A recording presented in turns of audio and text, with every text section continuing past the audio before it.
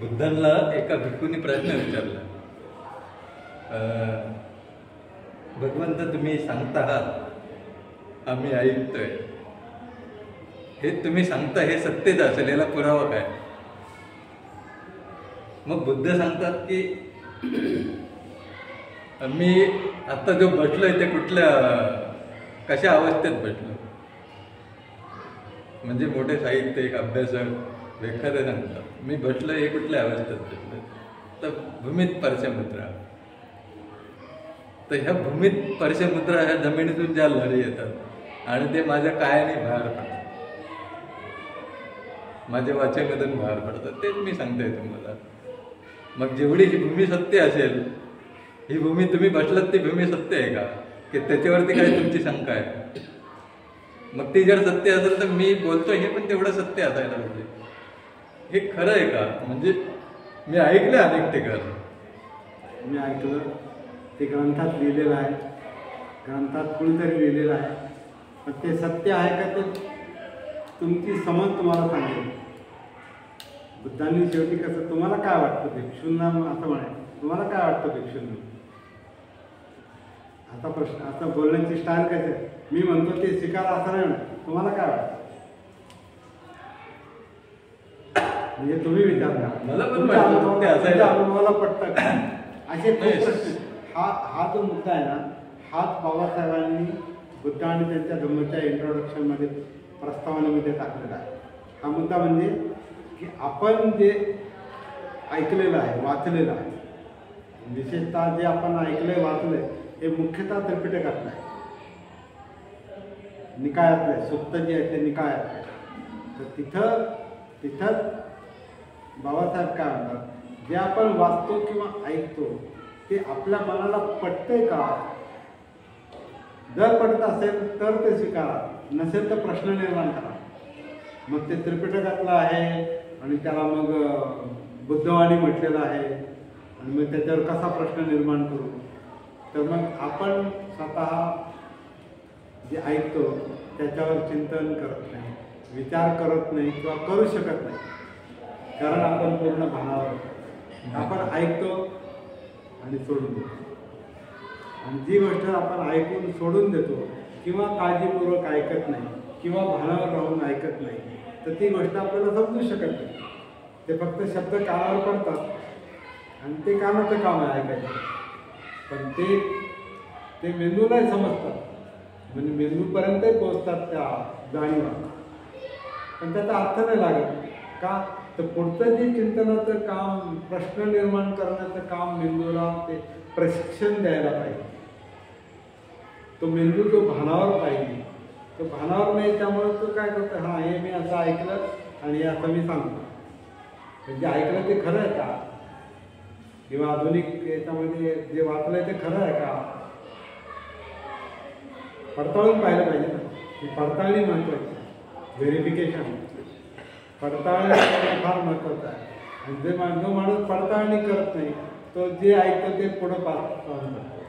आणि मग बरेच लोक म्हणतो बुद्धांनी असं म्हटलं, बाबासाहेबांनी असं म्हटलं, त्यांना ते समजलेलं नसतं, तर ते म्हणतात असं म्हटलं, असं मी ऐकलं, असं वाचलं. वाचलेलं समजलं का? तर ते समजण्यासाठी भान पाहिजे, विचार प्रक्रिया आपली जागृत पाहिजे. नुसतं ऐकलं, आता भूमिस्पर्श मुद्रा, ते आता तुम्ही सांगायचं तुम्हाला काय वाटतं ते ऐकलं किंवा वाचून, आता असू शकतं का? असे बरेच प्रश्न निर्माण होतात. माझा प्रश्न, एखादा व्यक्ती भानावर नाही आहे, त्याला आपण सांगतोय काया वाचा वेदना सगळं वारंवार त्याला आपण समजून सांगतोय, तरी त्याच्या डोक्यात येत नाही. तर त्याला कुठली पद्धत आहे की त्याला आपण समजू शकतो? त्याला हे या प्रशिक्षणामध्ये आलं पाहिजे. तर त्याला इंटरेस्ट नाही घ्यायचं, समजा त्याला याच्यात इंटरेस्ट नसेलच, मला ते करायचं नाही, त्याला करायचं नाही, त्याला यायचं नाही. हां, मग त्याचे दुष्परिणाम तो भोगणार. अच्छा, कारण जर जो आता हे जे आपण आता शिकलो थोडंफार माहिती करून घेऊ. आता हे आपण समजा नाही केलं, हे आपण नाही वाचलं,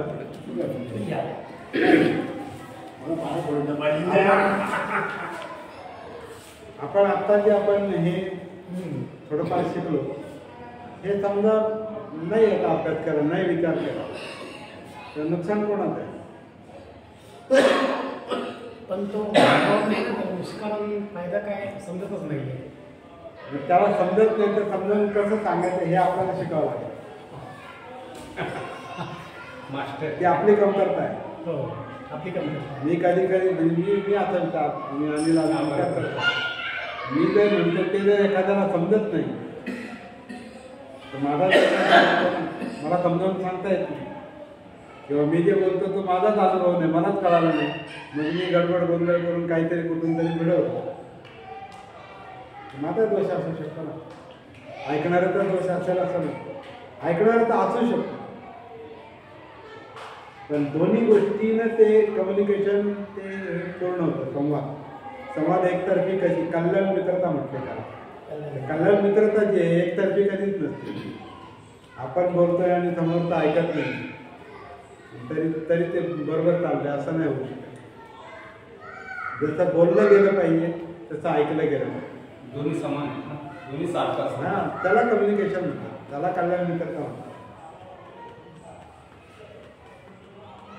ज्या मित्रतेतून ज्या संवादातून कल्याण होतं त्याला कल्याण मित्रता म्हणतात.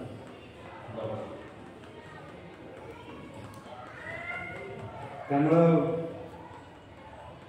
लोक ऐकत नाही, तर लोकांना समजत नाही, तो प्रॉब्लेम आहे म्हणून तर काम करावं लागतं. प्रॉब्लेम नसतं तर आपल्याला काय काम आहे? या बुद्धांना दुसरं लोक दुःखी आहेत म्हणून तर बुद्ध दुःखमुक्तीसाठी प्रयत्न करतात. लोक जर दुःखी नसते तर त्यांना काय काम होतं? अस्पृश्यता निवारण करणे बाबासाहेबांनी त्यांचं ब्रीज बनवलं, त्यांनी संकल्प बनवला, तर अस्पृश्यताच नसती आणि अस्पृश्य लोकांनी त्यांना प्रतिसाद दिला नसता तर बाबासाहेब काय काम करू शकले? बाबासाहेब स्वतःच म्हटले की ज्या मी माझ्या समाजाचा, माझ्या जातीचा, महाजातीचा खूप आभारी आहे, त्यांना मी धन्यवाद देतो की ते लोक लढवई आहेत, प्रामाणिक आहेत, त्यांना बऱ्या वाईटाची समज आहे, म्हणून मी काम करू शकतो. लोकांनी प्रतिसाद नसता दिला तर मी काय करू? कसं आहे, आपल्या हे जो स्टडी आहे ना आपला, दर हप्त्यातून वीकमध्ये एकदा जरी झाला ना तर हळूहळू लोकांना समजून जाईल.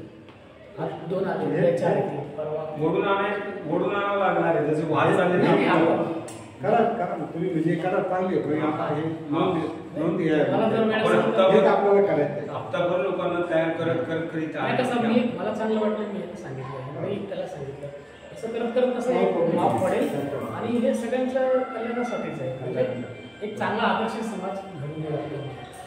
एखादा आपण वार संडेला किंवा 1 तास ठेवायचं आणि 1च तास ठेवायचं, जास्त वेळ घ्यायचा. 1 तास संपला की आपला कार्यक्रम बंद, ते पुढच्या रविवारी राहिलेल्या पाठाला पुढच्या रविवारी रुटीनवर येत नाही ना तोपर्यंत आपल्याला जरासं विस्कळते. रुटीन झाले ना कसं आहे, विषय चांगला निघाला म्हणून चर्चा वाढत राहायची, तो अर्थ नसतो. कारण लोक येतात बाहेर कोणाचा प्रोग्राम असो, 1 तास ठेवायचा सिरियल प्रमाणे, 1 तास झाला बंद, पुढच्या हप्त्यात नोंद घ्या. म्हटलंच नाही, कुठला पण वार घ्या, संडे घ्या, शनिवार घ्या, रात्रीचा नसतो. जे कसं एक ठिकाणी जर माहिती पडली नाही, या ठिकाणी बाबा चांगलं इथे जरी विहार मैदानात आहे पण विहाराच्या अजून पावती होती ना